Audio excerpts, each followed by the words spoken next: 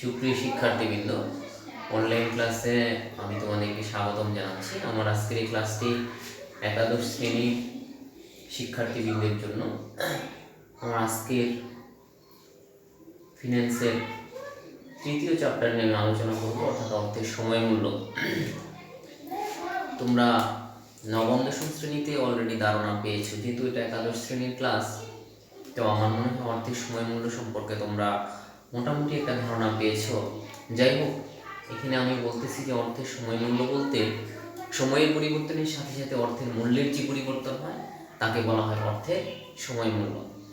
আজকের 1 টাকা আগামী দিনের 1 টাকার চেয়ে অধিক বেশি মূল্যবান। কীভাবে বলতে পারো যে আমি আজকে 1 টাকা পাওয়ার চেয়ে, অর্থাৎ আমি আগামী দিন যদি 1 টাকা পাই, সেই টাকাটা আগামী দিন না পেয়ে যদি আমি আজকে 1 টাকা পাই, তাহলে এটা অধিক বেশি মূল্যবান।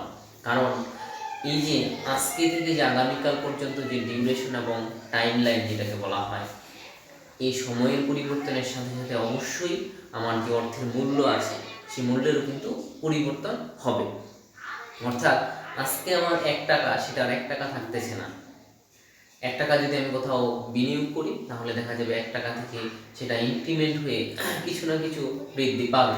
সো দ্যাটস ওয়াই আমি বলতে যাচ্ছি যে সময়ের পরিবর্তনের সাথে সাথে কিন্তু অর্থের মূল্যেরও পরিবর্তন হয়। যেহেতু সময়ের পরিবর্তনের সাথে সাথে অর্থের মূল্যের পরিবর্তন হয়, সেটাকেই কিন্তু বলা হয় অর্থের সময় মূল্য।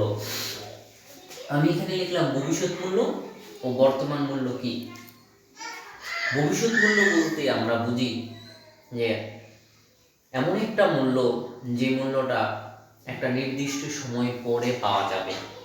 অর্থাৎ আমার আজকের যে ভ্যালুটা আছে, সেই ভ্যালুটা আমি একটা ডিউরেশনের পরে সেটা ইনক্রিমেন্ট হতে পারে, সেটা ডিক্রিমেন্ট হতে পারে। অর্থাৎ আজকের ভ্যালু, অর্থাৎ বর্তমান মূল্যে একটা টাকা যখন আমি কোথাও বিনিয়োগ করি, বিনিয়োগ করার পরে আমি ভবিষ্যতে, অর্থাৎ একটা নির্দিষ্ট সময় পরে একটা প্রান্তিক মূল্য যেটাকে বলা হয়, একটা নির্দিষ্ট সময় পরে যে মূল্যটা পাবো সেটাকে বলা হয় ভবিষ্যৎ মূল্য। আর ভবিষ্যতে আমি একটা মূল্য পাবো, সেটাকে যদি আমি আজকের ভ্যালুতে রূপান্তর করি, তখন সেটাকে বলা হয় বর্তমান মূল্য। তা আমরা কিন্তু শিখেছি যে ভবিষ্যৎ মূল্যের সূত্র কি। ভবিষ্যৎ মূল্যের সূত্র কিন্তু আমরা নবম দশম শ্রেণীতেই শিখেছি যে FB = PV × 1 + I to the power n। অন্যদিকে আমরা PV সূত্রও কিন্তু শিখেছি। PV = FB / 1 + I to the power n। এটা আমরা নবম দশম শ্রেণীতে কিন্তু অলরেডি শিখেছি যে কিভাবে আমার PV দেওয়া থাকলে আমি সেটাকে FB তে কনভার্ট করব, আবার FB দেওয়া থাকলে আমি সেটাকে PV তে কিভাবে কনভার্ট করব। অন্যদিকে আমি চলে আসি অ্যানুইটি, যেটার বাংলা অর্থ হচ্ছে বার্ষিক বৃত্তি। বার্ষিক বৃত্তি। অ্যানুইটি বলতে আমরা কি বুঝি? অ্যানুইটি ইজ এ সিরিজ, একটা ধারা of equal payments or equal receipt over a period of fixed time interval. একটা নির্দিষ্ট সময়ের নগদান্ত প্রবাহ বই প্রবাহের একটা ধারা, সেটাকে কিন্তু বলা হয় অ্যানুইটি। অ্যানুইটিকে আমরা দুইটা ভাগে ভাগ করেছি, একটা সাধারণ আর একটা হচ্ছে অগ্রিম। এই সাধারণটা কিন্তু কি করা হয়, এটা হচ্ছে বছরের শেষে, অর্থাৎ বছরের শেষে যেটা, সেটাকে কিন্তু বলা হয় সাধারণ। আর বছরের শুরুতে,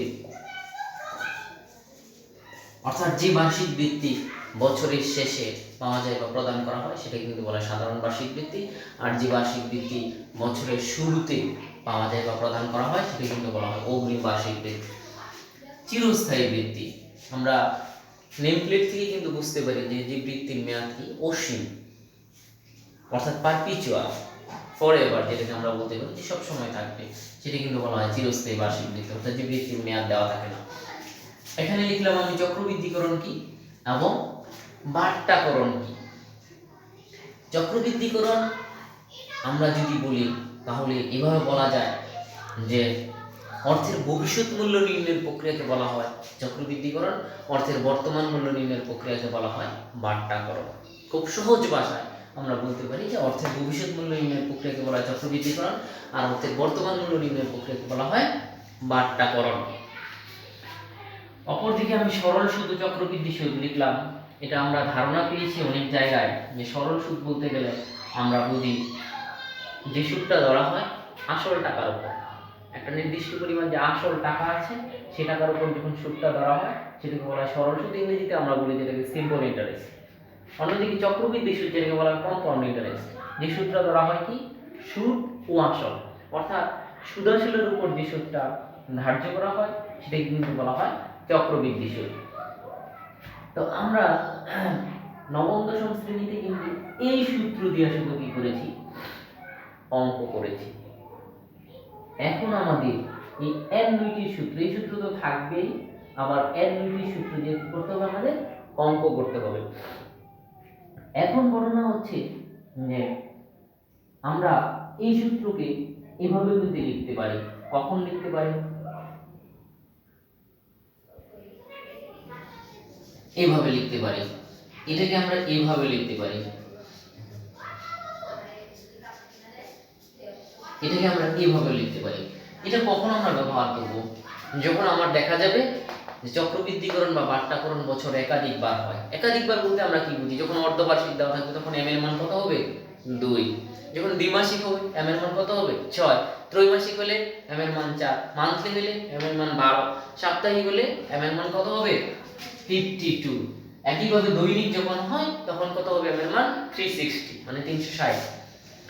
ঠিক তেমনি যখন চিরস্থায়ী হয়, চিরস্থায়ী বার্ষিক বৃদ্ধি,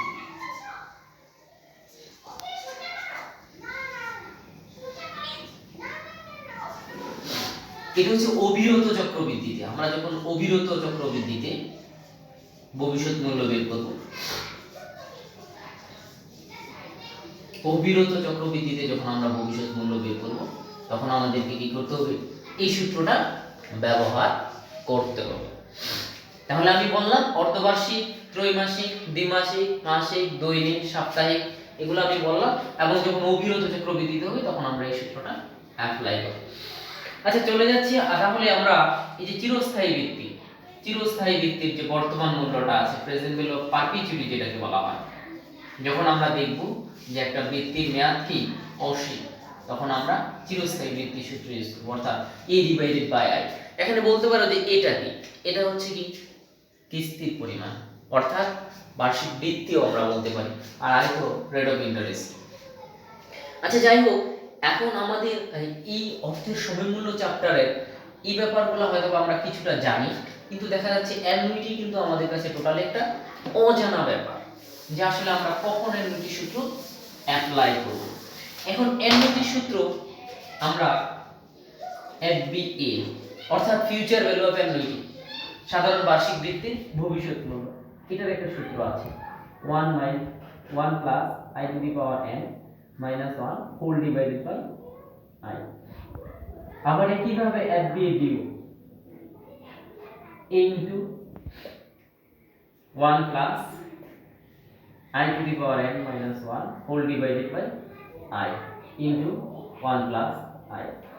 ঠিক একইভাবে আমার কিন্তু PBA সূত্র আছে, PBA equals to a into 1 minus 1 divided by 1 plus i to the power n whole divided by i। PBA due a into 1 minus 1 divided by 1 plus i to the power n whole divided by i into 1 plus i। এখন ব্যাপার হচ্ছে FB আমি লিখলাম, FB মানে future value of annuity, এখানে PBA লিখলাম present value of annuity. এখন তোমরা আমাকে প্রশ্ন করতে পারো যে আসলে আমরা কখন কোন সূত্র অ্যাপ্লাই করব, কখন আমরা অ্যানুইটি ব্যবহার করব আর কখন আমরা এই সূত্র অ্যাপ্লাই করব। This is a matter of question for you. So actually আমি বলবো যে অ্যানুইটিটা তোমরা ব্যবহার করবা যখন তোমাদের প্রশ্নে লেখা থাকবে প্রত্যেক বার্ষিক, এই ধরনের শব্দগুলো যখন তোমাদের প্রশ্নে লেখা থাকবে তখনই শুধুমাত্র তোমরা এই অ্যানুইটি সূত্র লেখার চেষ্টা করবে। আর আমরা সবসময় শিখেছি যে পিবি দেওয়া থাকলে এফবি ব্যবহার করতে হবে, এফবি দেওয়া থাকলে পিবি ব্যবহার করতে হবে। আর এই সূত্র অ্যানুইটি সূত্র ব্যবহার করতে হবে যখন আমার প্রশ্ন প্রত্যেক বার্ষিক এই ধরনের শব্দগুলো লেখা থাকবে। আর এখানে এফবি লিখলাম আর এফবি ডিউ লিখলাম, এটার মধ্যে কি পার্থক্য আছে? এই এফবি ডিউটা হচ্ছে যদি বছরের শুরুতে বলা থাকে, আর যদি শেষে বলা থাকে তাহলে আমরা এই সূত্র অ্যাপ্লাই করব, যদি কোনো কিছু না বলা থাকে তাহলেও আমরা শেষে সূত্র অ্যাপ্লাই করব। এখন কথা হচ্ছে যে আমি এফবি ইউজ করব না পিবিএ ইউজ করব, this is a matter of question.